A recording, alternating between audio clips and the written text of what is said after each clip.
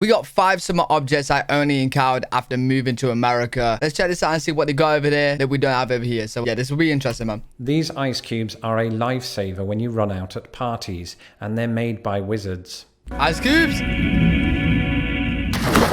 Hello, I'm Lawrence, and I'm on a quest cubes to uncover all of the memos that Britain and America lost in the pond, and one of those memos pertains to things, objects, stuff, particularly summer stuff. Right. 42 years ago, in the winter of 2020, I did a video about 5 winter objects that I only encountered after moving to America, and this video serves as its summer counterpart, and as was the case with that video, I'll not be including food items. That's its own video, right? Just wanted to make that clear for people like Uncle Toby. Basically, man-made objects that are associated with the summer. And as we go through this list, keep in mind that some of these things might have a presence in Britain. It's just that either A, I was sheltered, or B, they're shown more prominently in America. Right, okay. And so, without further ado, let's take a look at 5 summer objects that I only encountered after moving to America.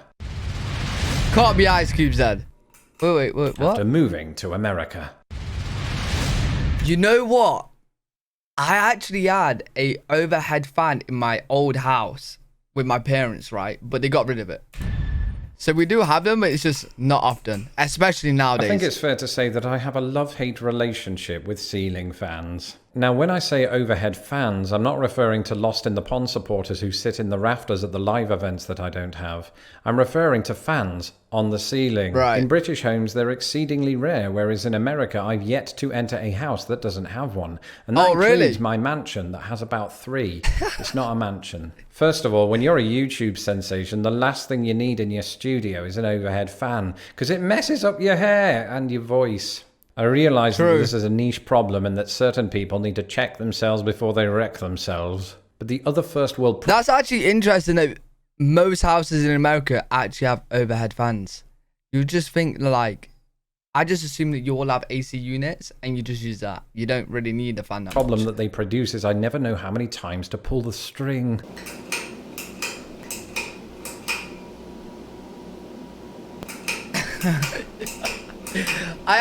My parents did have one of them like 15 years ago, but they did get rid of it. Apparently on most units it's 3, and this is the sort of thing they should tell you at customs when you first arrive. Are you travelling with family? Are you here on business? Oh, and by the way, pull it 3 times. Very important. 4, you numpty. But I said it's a love-hate relationship, whereas Lost in the Pond fans cheer me up. Overhead fans cool me down. And this is particularly useful when your studio doesn't have one of these.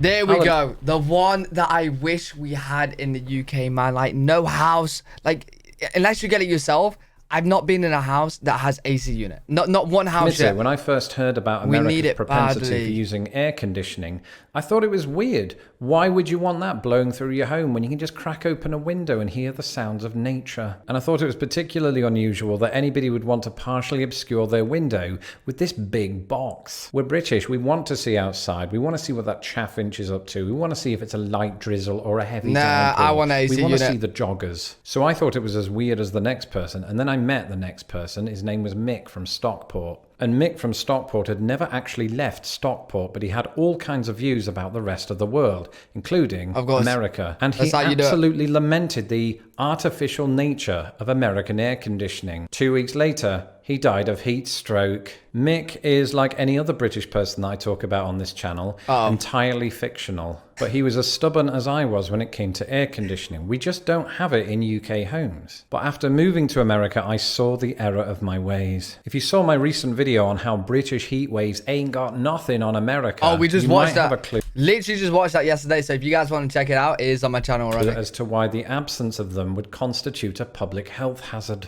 In many parts of the US, it's extremely common for the summer temperature to rise above 90 degrees Fahrenheit. The simple truth is, in July, an American home wouldn't be fit for humans, were it not for the installation of AC. Also, the thing with like our homes here, the heat stays in the house, right? An AC unit, like even when you whack open a window, it helps a little bit, but it don't help that much, right? Oh, AC unit would be so nice. It's helped that my cat has an aircon obsession.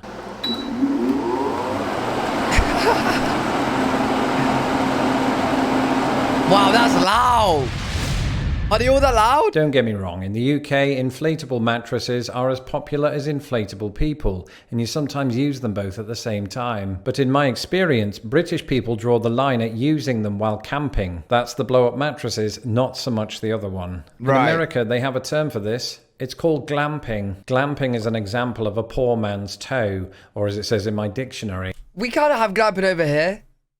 I think it's like more used now. A portmanteau. It just means glamorous camping, and I was introduced to this concept by none other than old-fashioned AF, my wife. So make sure you sign up as soon as you're finished watching this video. In the height of summer, we went a-camping in southern Indiana, and I prepared myself for days on end for the enormous back pain I would feel afterward. See, this is what British campers do. We gear ourselves. To be fair, I don't know many campers, but I know when people have, like, my dad's been camping, he definitely didn't go glamping, right? So, like, most of the time, it's just a sleeping bag. You're ready for it. So, like, yeah, that doesn't make sense. In America, they only do, like, is it only glamping or?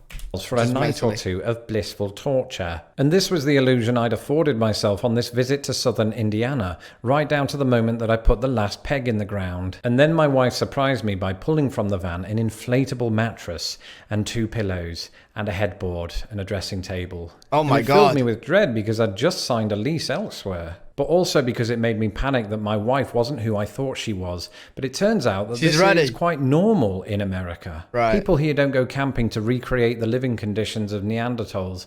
They do it to sit around campfires and eat s'mores and play songs. So whatever you... I can't lie, that's a much better way of camping. Like, if that was more common over here, I'd probably do the camping thing. It sounds fun, you know what I mean, with friends and stuff.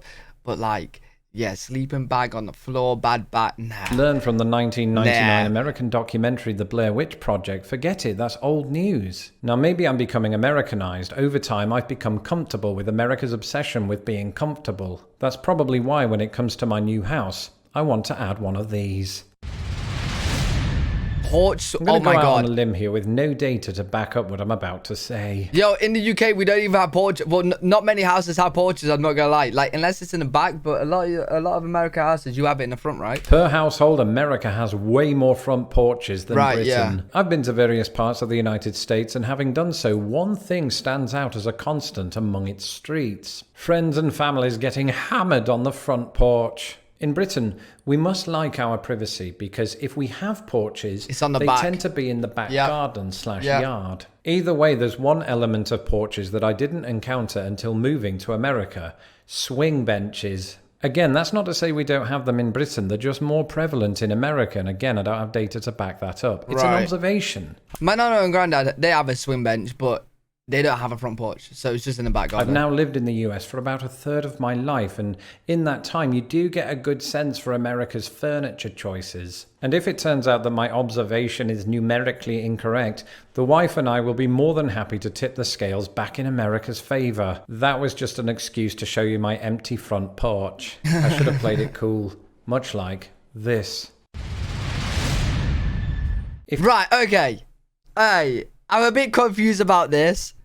Bagged eyes, because I always get bagged eyes over here. If you take a knife and try to cut an ice cube in half, you might have A, a mess, and B, a perfect metaphor for the final entry on our list. I'm thinking it may be a chopped up finger. If you get a knife and you got an ice cube, isn't the knife just going to like slide off? In other words, this is 2 entries in 1. It can shatter everything Americans hold dear when they discover that British people on the whole don't put ice cubes in their water. And perhaps this creates an illusion that British people eschew ice cubes altogether, but that couldn't be further from the truth. What? We do sometimes put them in water, but also Pims, mostly that. And growing up in Britain, in my family, we had one of those ice trays. Yeah, I have. To be fair, I have that, but I do get bagged ice all the time. I have started using this a little bit more often, but normally I do get bagged ice. Water and put in the freezer. In fact, this is something that Americans, the British, and people the world over have in common. But I was 26 years old when I discovered that you could buy pre-made ice cubes in a bag.